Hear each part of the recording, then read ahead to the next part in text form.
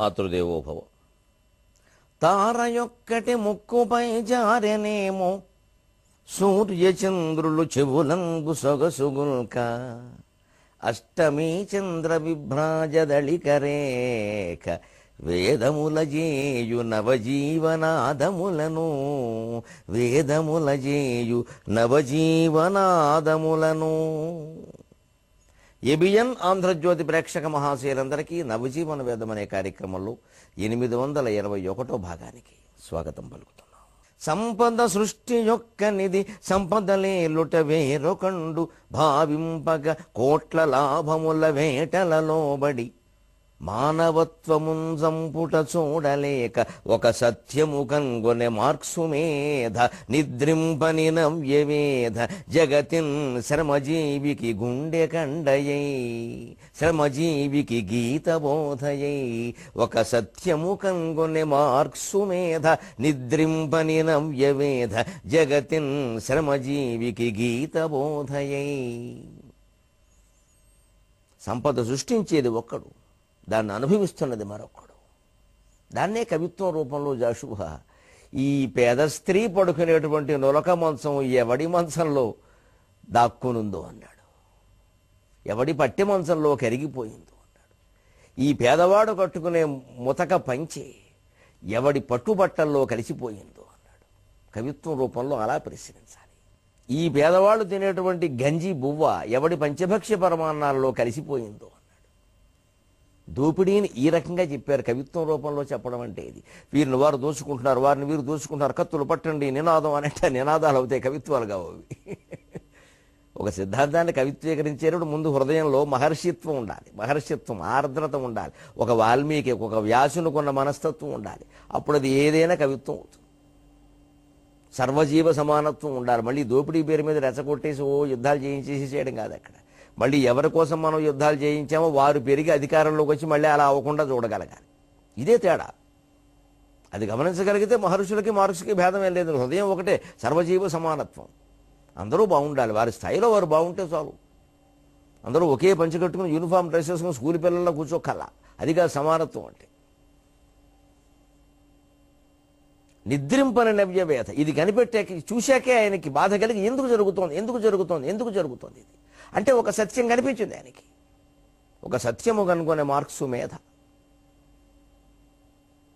సందర్భం వచ్చింది కాబట్టి చెబుతున్నాడు. మేధస్సు అనకూడదండి, మేధాశక్తి అనాలండి. మేధాశబ్దం ఆకారాంతం, మేధాశక్తి. మేధాక మేధసు మేధసహ అని ఉంటుంది, ఇంకా చెప్పాలంటే సకారాంతం అది. ఆ ప్రథమ విభక్తి ఏకవచనంలో మేధాహ అని ఉంటుంది. అందుకని మేధాశక్తి అని చెప్పాలి,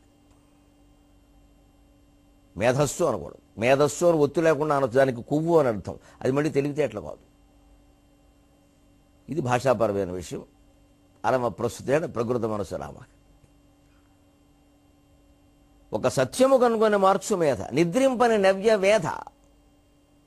వేధాక వేధసో వేధసక, సృష్టికార్యం చేసే బ్రహ్మ ఎలా నిద్రించడో సిద్ధాంతం కనిపెట్టేటువంటి శాస్త్రవేత్త కూడా అలాగే నిద్రించడు. అందుకే నవ్య వేధ, ఒక నూతన బ్రహ్మ. జగతిన్ శ్రమజీవికి గీత బోధయి. కార్మికుడు తరఫున మాట్లాడేటువంటి భగవద్గీత బోధకుడు ఆయన. నిజానికి భగవద్గీత వారి పక్షమే, జమీందారుల పక్షం కాదు. కర్మణ్యేవాధికారస్తే మా ఫలేషు కదాచన అంటే కార్మికులకు చెప్పారండి, కష్టపడి పనిచేయగలిగిన కానీ జీతం ఆశించదని చెప్పారండి. ఇలాంటి గ్రంథాలు రాసి కార్మికులను దోచుకున్నారని దుర్వ్యాఖ్యానాలు చేశారు. నీ పని నువ్వు చేయి, ఫలితం ఆశించద్దు, అనవసరంగా ఎదుటి వాళ్ళని దోచుకోవద్దని పెట్టుబడి పెట్టిన వాడికి చెప్పారు. ఇది వాడికి చెప్పాలన్నమాట. ఎందుకంటే పెట్టుబడి పెట్టిన వాడికి ఏం రావాలో తర్వాత చెబుతున్నాడు సిద్ధాంతంలో. మార్క్స్ స్పష్టంగానే చెప్పాడు. ఎందుకని పెట్టుబడి దేనికి పెడుతున్నారు? ఒక వస్తువు సృష్టి కావడంలో ఏమున్నాయి చూడండి. భూమి ఉంది, పంట పండుతోంది, భూమి ప్రధానం. దాని మీద కొంత పెట్టుబడి పెట్టాలి, పెట్టుబడి పెట్టేవాడు ముఖ్యమే. కొందరు పని చేయాలి, వాళ్ళకి ఫలితం దక్కాలి. దాని మీద కొంత నిర్వహణ చేయాలి, ఆర్గనైజింగ్ అంటారు. ఆ నిర్వహణకి కొంత డబ్బు రావాలి. 4 ఉన్నాయి: భూమి, మూలధనం, శ్రామికులు, నిర్వహణ, ఆర్గనైజింగ్. భూమికి బాటకాన్ని ఇస్తారు, దానికి చెల్లించవలసింది చెల్లిస్తారు. భూమికి లెక్కలు ఉంటాయి. దానికి మళ్ళీ సారం అందేలా చేస్తే సరిపోయినట్టే. భూమి ఒక భౌతిక మనిషి కాదుగా, దానికి డబ్బులు ఇవ్వడానికి. భూమి చెడిపోకుండా చూస్తే చాలు. దాన్ని మళ్ళీ సారవంతం చేయడం, సారం లాక్కున్నాం పంట రూపంలో, మళ్ళీ సారవంతం చేయాలి. అందుకే మనకి పూర్వం నుంచి ఉన్న వ్యవసాయం ఎంత గొప్పదంటే, ప్రకృతి వ్యవసాయం. సహజంగా ఈ గడ్డి తీసుకెళ్లి ఆవులకు వేసేవారు, మిగిలిన తొక్కు దూగర ఏమైనా ఉంటే పెంట కుప్పల కింద వేసేవారు, అక్కడ మళ్ళీ పళ్ళ తొక్కు దూగర అంతా పట్టుకొచ్చి వ్యవసాయంలో పొలంలో వేసేవారు, భూమిని సారవంతం చేసేవారు. ఆవు పేడ, గేదె పేడ మిగిలినవన్నీ అక్కడ వేసేవారు. పేడ బళ్ళ మీద ఎక్కించి బళ్ళ మీద తోలేవారు పొలాల్లోకి. అప్పుడు పొలాలు సారవంతంగా ఉండేవి, ధాన్యం కూడా బాగుండేవి. ఆ ధాన్యం తినవాళ్ళందరికీ గుణపాలాంటి పిల్లలు పుట్టారు. ఇప్పుడు గుండుసూదులో పుడుతున్నారు అర్భకులు. ఆసుపత్రుల్లో పుట్టడం కాదు, జీవితాంతం ఆసుపత్రుల్లోనే ఉంటున్నారు వీళ్ళు. అప్పుడు గుణపాలాంటి వాళ్ళు పుట్టారు. ఎందుకంటే ఆ తినే తిండి అలా ఉండేది. ఆ ఎరువులు భూమిని సారవంతం చేశారు. మంచిది భూమికి బాటకం అంటారు దాన్ని. ఒక రెంట కింద ఎవడో ఇస్తారు, అది ఎవరి దగ్గర అయితే వారికి ఇస్తారు లీజు కింద, అదే బాటకం. మూలధనానికి వడ్డీ, క్యాపిటలిస్ట్ అంటే గమనించండి, పెట్టుబడి పెట్టారు, బ్యాంకు నుంచి తెచ్చాం, ఎక్కడి నుంచో తెచ్చాం, పెట్టుబడి పెట్టాం, దానికి వడ్డీ చెల్లించండి, అయిపోయింది. పెట్టుబడికి వడ్డీ ఇస్తే అయిపోయినట్టే. దానికి ఒక నియమితమైన వడ్డీ ఉంటుంది, రూపాయికి 10 రూపాయలు ఆశిస్తే అలాగా. వేతనం, శ్రామికులకు వేతనం ఇచ్చారు, బాగుంది, సంతోషం. అలాగే నిర్వహణ చేసినందుకు ఆర్గనైజింగ్, ఎవరు మధ్యలో ఉండి కాస్త నిర్వహణ చేశారో వారికి కొంత వ్యయం ఇచ్చారు, కొంత ఆదాయం చూపించారు. నాన్న కష్టపడి నిర్వహణ, నలుగురిని కలిపడికి కూలీలను తీసుకురావాలి, ఆ భూమిని లీజుకు తీసుకోవాలి, కాగితాలు రాయించుకోవాలి, అక్కడ ఏదో సరుకులు తేవాలి, వాహనాలు ఉపయోగించాలి, మందరినీ కలపాలి. సమన్వయకర్త, ఆర్గనైజింగ్. వేదంలో దాన్ని అధ్వర్యువు అనేవారు అతన్ని. హోత, ఉద్గాత, అధ్వర్యువు అంటారు. అధ్వర్యువు అంటే ఆర్గనైజర్. అందుకే ఆధ్వర్యవం అసలు మాట, ఆధ్వర్యం కాదు. మంచిది ఆర్గనైజర్. నలుగురికి 4 ఇచ్చారు, బాగానే ఉంది. కానీ మొత్తం మిగిలిన లాభాలు ఎవరికి చెందాలి, ఇది మార్క్స్ ప్రశ్న. వస్తువు ధర పెరిగింది కదా, వస్తువు ధర పెంచారు కదా ఇదివరకంటే. ఎప్పుడెప్పుడు మనకు స్వాతంత్రం వచ్చినప్పుడు చూసుకోండి, ధరలు పెరుగుతున్నాయా లేదా.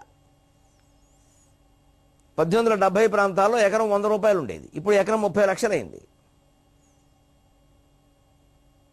అలాగే మరి అనేక వస్తువుల ధరలు పెరిగాయి లేదా. ఎప్పటికీ మనం పెద్దవాళ్ళు కూర్చున్నప్పుడు చెప్పుకుంటాం, మా చిన్నప్పుడు కానీ ఇస్తే కేజీకి కందిపప్పు ఇచ్చేవారు. మరి కానీ ఇచ్చే కేజీ కందిపప్పు ఇవాళ 180 రూపాయలు ఎందుకైంది. ఈ పెరిగిన 170 రూపాయల పైన కానీలన్నీ ఎవరికి చెందాలి, కష్టపడిన వాళ్ళకే కదా. భూమికి ఇవ్వడానికి ఏం లేదు, దానికి ఇచ్చేసాం, పెట్టుబడికి వడ్డీ ఇచ్చేసాం, ఆర్గనైజర్కి నిర్వహణ చేసినందుకు కొంత ఇచ్చేసాం, మిగిలినంతా శ్రామికులకు చెందాలా వద్దా, అది మార్క్స్ కనిపెట్టిన విషయం. దీన్నే అదనపు విలువ అంటారు కమ్యూనిస్టు సిద్ధాంతం. ఇక్కడ నేను ఎటువంటి మొహమాటము లేకుండా ఆ క్యాపిటల్ని తెలుగులో అందించినటువంటి రంగనాయకమ్మ గారికి నమస్కారం చేస్తాను. ఇలా నమస్కారం చేసినంత మాత్రం ఆవిడ భావాలన్నీ నేను సమర్థిస్తున్నట్టు అనుకోవద్దు, అది పొరపాటు మాట. ఎవరికి ఎంతవరకు కృతజ్ఞలమే ఉండాలో అంతవరకు ఉండాలి, తప్పులేదు. అది గౌరవభావం. నేను ఎప్పుడో 78లో వరంగల్ జిల్లాలో ఉన్నప్పుడు ఏదో చిన్న పాఠశాలలో పనిచేస్తూ ఉన్నప్పుడు ఆవిడ పుస్తకాల క్యాపిటల్ 4 భాగాలుగా ఆవిడ తెలుగులోకి అనువాదం చేస్తే, ఆవిడ రచనలు తార్కికంగా ఉంటాయి కాబట్టి, ఉదాహరణలు కూడా సులువుగా ఉంటాయి కాబట్టి నాకు బాగా అర్థం అవడం కోసం తెప్పించుకుని చదివితే సామ్యవాద సిద్ధాంతం అర్థమైంది. ఓహో ఇదా అనుకున్నాను. ఆ అర్థం చేయించినందుకే వారికి కృతజ్ఞుడు, లేకపోతే చాలామందికి తెలిసేది కాదు. పంచమాతం చేత మీరు రంగనాయకమ్మ గారిని సమర్థించారని మీకు రామాయణం చెప్పడానికి అర్హత లేదంటే రాముడు అంగీకరించాడు. మీ అంగీకారం, ఈ వాగేవాళ్ళ అంగీకారాలు నాకు అక్కల. రాముడు అంగీకరించాడు, రాముడికి నా అవసరం ఉంది, చెప్పించుకుంటాడు ఇంకా రామాయణం నా చేత. రామాయణం ఎలా చెప్పాలో నాకు బాగా తెలుసు. దోపిడీకి వ్యతిరేకంగానే రామాయణం చెబుతాను, దోపిడీకి వ్యతిరేకంగానే భారతం చెబుతాను, దోపిడీకి వ్యతిరేకంగానే భాగవతం చెబుతాను. గరికపాటి ప్రవచనం అంటే దోపిడీకి వ్యతిరేకం. అది సర్వజీవ సమానత్వం, అంతే లెక్క. ఏదో వృత్తి ధర్మాలను బట్టి, పరిస్థితులను బట్టి తేడా పాడాలు ఉండొచ్చు, కానీ ఎప్పుడూ ఎవరిని హీనం చేసి పద్ధతిగా మాట్లాడడం నాకు నచ్చదు. ఏ రకంగానూ మాట్లాడకూడదు, అసలు మనస్సులో ఆ దృష్టి ఉండకూడదు. అన్ని రకాల గ్రంథాలు చదివితే ఆ దృష్టి ఏర్పడుతుందండి. సమానత్వ దృష్టి గ్రంథాలు చదవాలి బాగా. ఒక పురాణం పట్టుకుని వేలాడుతూ కూర్చోకూడదు, పత్రికలు చదవాలి, అనేక రకాల సిద్ధాంతాలు చదవాలి, అన్నిటినీ కలకలిపి అర్థం చేసుకోవాలి ముందు. అసలు అన్నిటికంటే ముందు నిష్కల్మషమైన హృదయం ఉండాలి. నేను ఈ శరీరం కాదనే భావనను బాగా జీర్ణం చేసుకోవాలి, అప్పుడు అన్నీ బాగానే అర్థమవుతాయి. అంచేతను అది అందులో అదనపు విలువను కనుక్కున్నాడు. ఈ అదనపు విలువ ఎవరికి చెందాలి మనం కూడా ఆలోచిద్దాం. ఇంత సులభం కమ్యూనిస్ట్ సిద్ధాంతంలో కష్టమేం లేదని ఇంత సులభం. మనకటు ఉపనిషత్తులు అర్థం కాలేదు, జగత్ సృష్టి విధానము అర్థం కాలేదు, కమ్యూనిజము అర్థం కాలేదు. ఏవో కొన్ని కథలు, పెట్టకథలో కట్టుకథలో పట్టుకుని వేలాడడం, ఇక అదే హిందూ మతం అంటాం. పూర్వం నుంచి అనుకుంటున్నారు కదండి. అనుకోవడం వేరయ్యా, నువ్వు చదివావా? అది ఉందా భారతంలో? అది రామాయణంలో ఉందా? అసలు మూల గ్రంథంలో ఏముందో ఎవరు అక్కర్లా. అదనపు విలువను కనుక్కున్నాడు. ఆ అదనపు విలువ భూమికి చెందనప్పుడు, అది భౌతిక పదార్థమైనప్పుడు, పెట్టుబడికి తగిన వడ్డీ ఇచ్చేసినప్పుడు, నిర్వహించిన వాడికి జీతం కిందో ఆదాయం కిందో కొంత ఇచ్చినప్పుడు, మొత్తం కష్టపడి పనిచేసిన వాళ్లే కదా వస్తువు విలువ పెరిగింది. ఆ వస్తువుకు ఆ రూపం కలగడానికి కారణం వీళ్ళ కాదా? ఆ రూపం కలగడానికి కారణం నిర్వాహకుడు అండి, పెట్టుబడి అండి, భూమి అండి. అది జాగ్రత్తగా మొత్తం ఒక విత్తనం దశలో ఊరికి నేలలో జల్లిన విత్తనం ఉంటే, దానికి ఒక మొక్క వస్తే, అది గింజ అయితే, కాయ అయితే, పువ్వు అయితే, పండు అయితే, అంత రూపం ధరించడానికి మొత్తం రైతు కూలీలు చేసినటువంటి సేవల కారణం కాదా అండి? ఆ సేవల కారణంగా కదా పెరిగింది. మరి ఆ అదనపు విలువ వాళ్ళకి చెందాలి కదా, యజమానికి ఎలా చెందుతుంది? ఇంతమందికి చెందాల్సిన దాన్ని పట్టుకుని ఆయన ఒక్కడే అనుభవించడం అంటే, యజమానుడొక్కడే శ్రీమదమందు దేలుడ వచింపక శ్రామిక శక్తి దోచుటే అంటుంది సాగర ఘోష స్పష్టంగా. అదే అదనపు విలువను కనుక్కున్నాడు మార్క్స్. దెబ్బకి ప్రపంచం కీళ్ళన్నీ కదిలే. అదనపు విలువను కనుగొన్న కదిలినవి దుర్వ్యవస్థ కాళ్ళున్ కీళ్ళున్. అదనపు విలువను కనుగొన్న కదిలినవి దుర్వ్యవస్థ కాళ్ళున్ కీళ్ళున్. పదునెక్కెను కొడవళ్ళే మెదడుల తుప్పెగిరిపోయే మేధావులకు. పదునెక్కెను కొడవళ్ళే మెదడుల తుప్పెగిరిపోయే మేధావులకు. ప్రపంచంలో ఉండే మేధావులందరికీ మెదడు తుప్పు ఎదిరిపోయింది. ఏవో విచిత్రమైన సిద్ధాంతాలని కట్టుకథలు సృష్టించి ప్రచారం చేశారే, దెబ్బకు తుప్పు వదిలిపోయింది మొత్తం. అజ్జబాబు ఇదాని సమాధానం చెప్పరెవరు? ఆ వస్తువుకు అదనపు విలువ ఎక్కడి నుంచి వచ్చింది? పెట్టుబడి వల్ల రాదు, ఆర్గనైజింగ్ వల్ల రాదు, నిర్వహణ వల్ల రాదు, భూమి వల్ల రాదు. కేవలం భూమి రాలేదు, అదే భూమి దానంతరం అదే పంటలు పండాలి. మరి కష్టపడిన శ్రామికులు ఏమయ్యారు? కార్మికులు ఏమయ్యారు? కూలీలు ఏమయ్యారు? ఒక రోడ్డు శుభ్రంగా ఉంది అంటే ఆ రోడ్డు మీద టోల్ గేట్లో వసూలయ్యే పనులో వాటా పారిశుధ్య కార్మికులకు ఉండాలి. కొత్త మాట నేను చెబుతున్నా, మార్క్స్ కంటే గొప్ప మాట. ఒక రోడ్డు మీద వాహనాలన్నీ తిన్నగా పెడుతున్నాయి అంటే ఆ రోడ్డు శుభ్రం చేసిన కార్మికులకి టోల్ గేట్లో వాటా పెట్ట. వాళ్ళు అక్కడ ఎంత పని చేస్తున్నారు? ఒక పెట్రోల్ బంకులో లాభాలు బాగా వచ్చాయంటే ఆ పెట్రోల్ బంకు ఊడ్చేవాడికి కూడా ఆ లాభంలో వాటా అందాలి. అక్కడ గొట్టం పట్టుకుని నిలబడి కొట్టేవాడికి కూడా వాటా అందాలి. వాడికి జీతం ఇచ్చి పంపేయడం కాదు. ఆ నిర్వహణలో చాలా రిస్క్ ఉంటుందండి. వెంటనే ఓ మాట చెబుతారండి, చాలా తెలివైన మాట. దానికి ముందే సమాధానం చెబుతారు. నాకు ఇంకా తెలివి ఉంది, అమ్మవారి దయ వల్ల. అక్కడ చాలా రిస్క్ ఉంటుందండి. ఆ నష్టాలు వస్తాయండి, వాళ్ళు భరిస్తారా? లాభాలు పంచడం మొదలు పెడితే నష్టాలు కూడా భరిస్తారు. దానికి అదే సమాధానం. లాభంలో బాధ్యత తీసుకుని లాభంలో వాటా తీసుకోవడం, నష్టంలో బాధ్యత తీసుకోవడం లేదు. ఆ లాభం నష్టం వస్తుంది అనే భయం ఒకటి పెట్టేసి మొత్తం 100 ఏళ్ల తరబడి లాభాలు కొట్టేసి ఒక ఏడాదో 2 ఏడాదో నష్టం వస్తే ఆ ఏడాది నష్టం రాలేదా, మేము పడలేదా అని చెప్పేసి మనం ఇక్కడ మేళ్ళ కట్టాడు. లేకపోతే సమాజంలో ఇప్పటికీ ప్రపంచం మొత్తం మీద 750 కోట్ల మంది జనాభా ఉంటే 10 రోజుల క్రితం పత్రికల్లో వచ్చిన వార్తల ప్రకారం, సర్వే నివేదికల ప్రకారం 58% మంది దగ్గర ఉండవలసిన సొమ్మంతా 8 మంది కోటి దగ్గరే ఎందుకు ఉందండి ప్రపంచంలో? ఓన్లీ 8. ఎంత అవమానకరం ఇది! భారతదేశంలో మొత్తం 60% మంది దగ్గర ఉండవలసిన సంపద 100కి 1 దగ్గరే ఉందండి. 100కి 60 మంది దగ్గర ఉండాల్సిన సంపద 1 దగ్గర ఉందండి. కారణం, ఈ వస్తువుల ధరలు పెరగడానికి మూలమైనటువంటి విలువను వాళ్ళు కొట్టేస్తున్నారు. అదే పెట్టుబడిదారులు అంటారు వాళ్ళని. అందరికీ పంచవలసి వస్తే ఏమవుతుంది? ఆయనకేం ప్రత్యేకంగా కలిసి వచ్చేది లేదు. వస్తువు ధర పెరగదు. అప్పుడు అందరం బాగుంటాం. కొద్దిగానే పెరుగుతుంది. ఆ శ్రమకి, ఆ విలువకి, కాలమాన పరిస్థితులకు తగినట్టుగా పెరుగుతుంది, ఎక్కువ పెరగదు. ఇప్పుడు అమ్మేవాడు వర్తకుడో వ్యాపారస్తుడో ఉన్నాడు, వాడి లాభం ఆశ ఉంటే ఎలా ఉంటే అలా పెరిగిపోతుంది. వాళ్ళు ఏం చేస్తున్నారు? ఉల్లిపాయలు కొరత వచ్చిందని కానీ ఉల్లిపాయల కింద దాచేస్తున్నారు, గోడౌన్లో పెట్టేస్తారు, అండర్ గ్రౌండ్. ఉల్లిపాయలు దొరకట్లేని కానీ జనంలో ఎలా వస్తుంది? ఎంతైనా కొనాలి. ఆ కొనేవాడు 1 కేజీ కొండు 10 కేజీలు కొంటాడు. ఆ 10 కేజీలు కొన్న వాడు వచ్చాక వీడు రహస్యంగా అమ్మేస్తాడు వాడికి. అంతకుముందు ఆ ఉల్లిపాయలు కేజీ 10 రూపాయలకు కొన్నాడు. ఇప్పుడు దొరకట్లేదనే భావన పుట్టించి కేజీ 100 రూపాయలకు అమ్ముతాడు. ఇప్పుడు 10 కేజీలు ఉల్లిపాయలు 100 రూపాయలు చెప్పిన 1000 రూపాయలకు అమ్మితే ఇతనికి రావాల్సినటువంటి 100 రూపాయలకు బదులు 1000 రూపాయలు వచ్చాయి. 900 బ్లాక్ మార్కెటే కాదా? 900 దోపిడీయే కాదా? ఎన్ని దేవాలయాల్లో ఎంతమంది అమ్మవార్లకి ఎన్ని బంగారు మంగళసూత్రాలు చేయిస్తే ఈ పాపం పోతుంది? అమ్మవారికి తెలియదా ఇవన్నీ? ఆ మోసానికి గురైన వాడు అమ్మవారి బిడ్డ కాదా? ఆ బ్రహ్మకీట జనని వర్ణాశ్రమ విధాయిని అంటే అర్థం ఏమిటి? అన్ని వర్ణాలు అన్ని ఆశ్రమాలు అందరిలో ఉన్నదంతా నా పిల్లలేరా అంటే మన సమాజంలోనే మనలాంటి వాళ్ళనే కొంతమందిని దోచుకుంటూ మనం వ్యాపారాలు చేసి లాభాలు గడిస్తున్నామే, మన ఆశ మేరకే వస్తువుల ధరలు పెంచేస్తున్నామే, అవసరాన్ని బట్టి పెంచేస్తున్నామే. ఇంకా దానికోసం వాళ్ళలో సెంటిమెంట్లు కూడా బాగా పెంచుతున్నామే ఈ మధ్యన. మరి ఈ పాపం అంతా ఎవరిదండి? ఎక్కడి నుంచి పోతాయండి? వాళ్ళని ఎందుకు కురుస్తాయండి? ప్రళయాలు ఎందుకు రావండి? రైలు ప్రమాదాలు ఎందుకు జరగవండి? రకరకాలు జరుగుతాయండి. ఏదో రకంగా పోవాలి కదండి మనుషులు. కారణం ఇది. ఈ పాపాన్ని ముందు పరిహరించుకోవాలి. అందుకే అదనపు విలువని కనుగొన కదలనివి దుర్వ్యవస్థ కాళ్ళున్ కీళ్ళున్. ఈ దుర్వ్యవస్థకి కాళ్ళు కీళ్ళు కూడా కదిలే. పదునెక్కేను కొడవళ్ళి. సరిగ్గా కొడవలను మీరు గమనించండి. ప్రశ్న గుర్తులా ఉంటుందండి కొడవలి.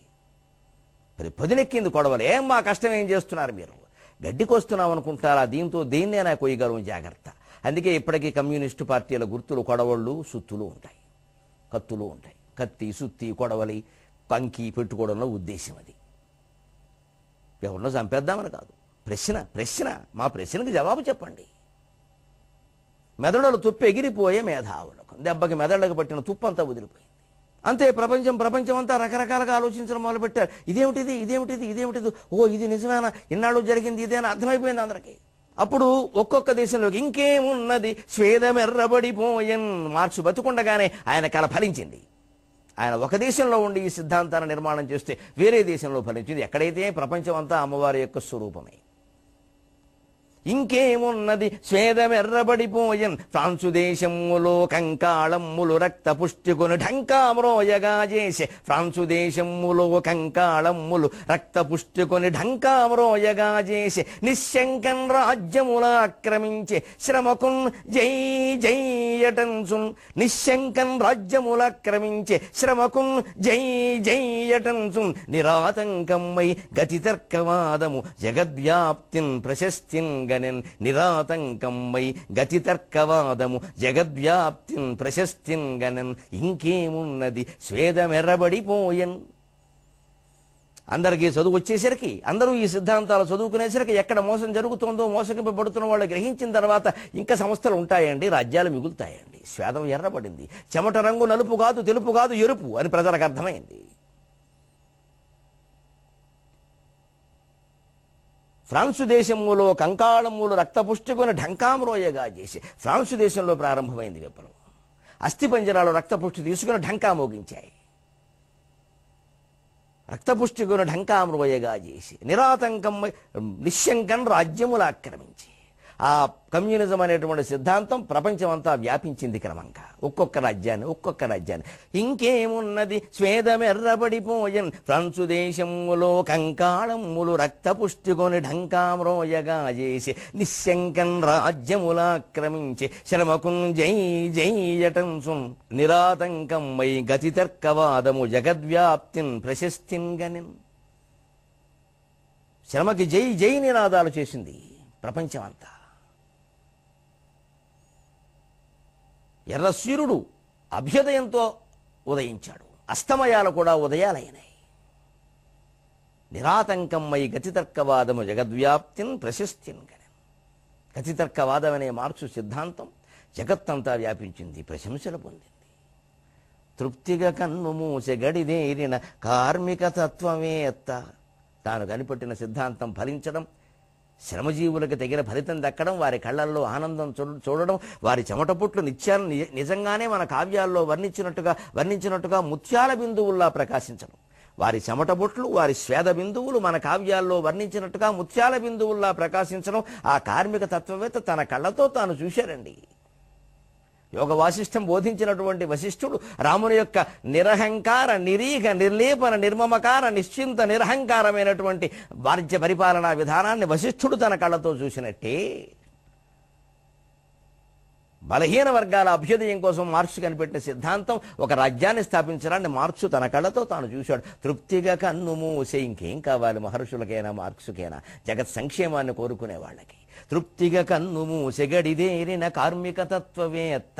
తృప్తిగా కన్ను మూసె గడిదేరిన కార్మిక తత్వవేత్త. దీక్షోక్తములైన విత్తనములు ఊరకపోవనే. దీక్షోక్తములైన విత్తనములు ఊరకపోవనే. దేశ దేశమును సుప్తత వీడి సామ్యపథ సూత్రములను పఠించి దేశ దేశమును సుప్తత వీడి సామ్యపథ సూత్రములను పఠించి పంకజాతాప్తుల నిత్య సేవలకు అస్తమయం ఉదయంబు నుండునే పంకజాతాప్తుల నిత్య సేవలకు అస్తమయం ఉదయంబు నుండునే.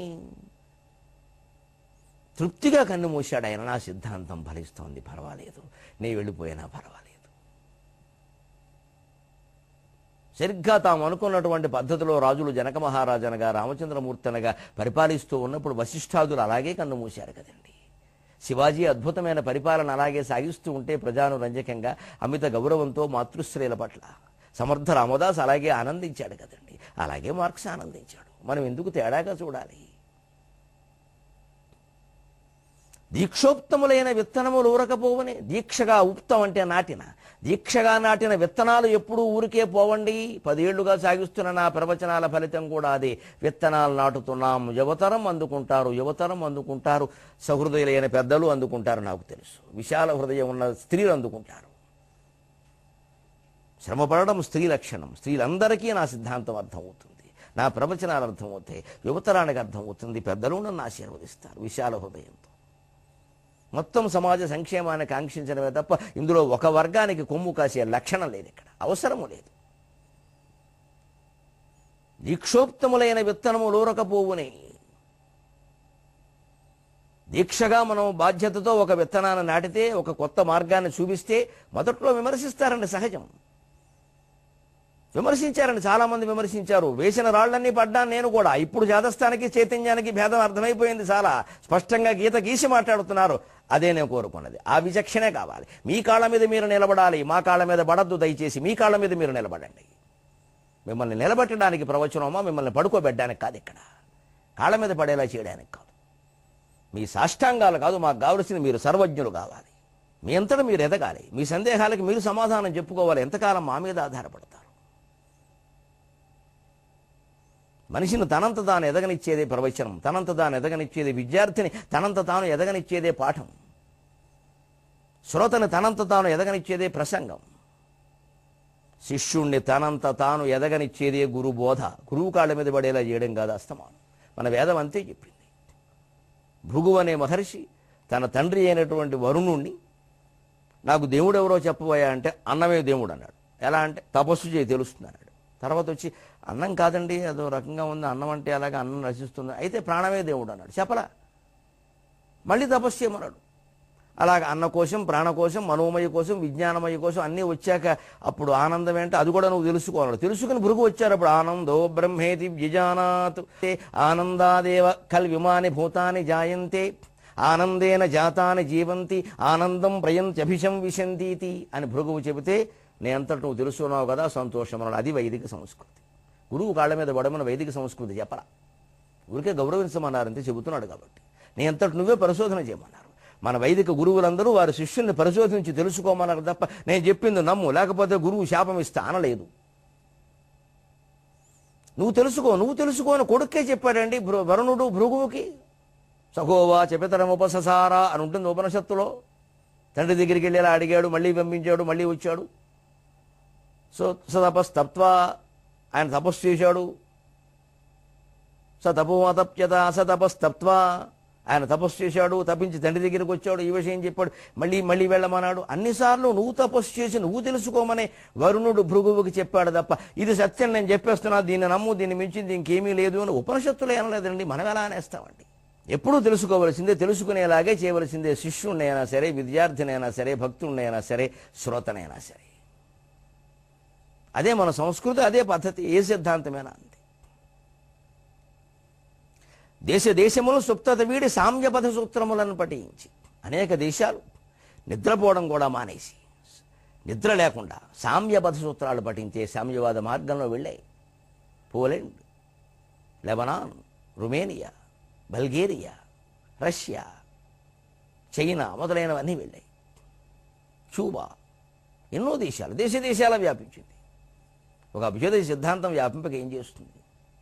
లోపాలు జరిగితే మళ్ళీ అదే స్థాయిలో పడిపోతుంది. అది చూస్తాం 6వ ఆశ్వాసంలో, అది వేరే విషయం. దేన్ని వదలం. సత్యం చెప్పడమే సాగర ఘోష పని. సముద్రానికి సత్యమే తెలుసు. అది సర్వసాక్షి.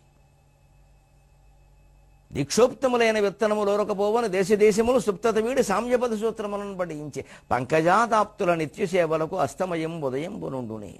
పంకజాతములకు ఆప్తులంటే సూర్యుడికి నిజానికి అస్తమయం ఉదయం ఉంటాయా? అలాగే మట్టి మనుషులు, మట్టిలో పుట్టినవారు, మట్టిని ప్రేమించిన వారు, మట్టిలోనే బతికినటువంటి మహత్తరమైన శ్రామికులు, కార్మికులు ఉంటారే, కర్షకులు, వారి మేలు కోరే సూర్యుడికి కూడా అస్తమయం ఉదయం అని రెండు ఉండవండి, ఎప్పుడూ అభ్యుదయమే ఉంటుంది. తెలుగు భాషకు కూడా అదే నిత్య సూర్యోదయం, నిత్యాభ్యుదయం ఉండాలని మనం కోరుకుందాం. సెలవు.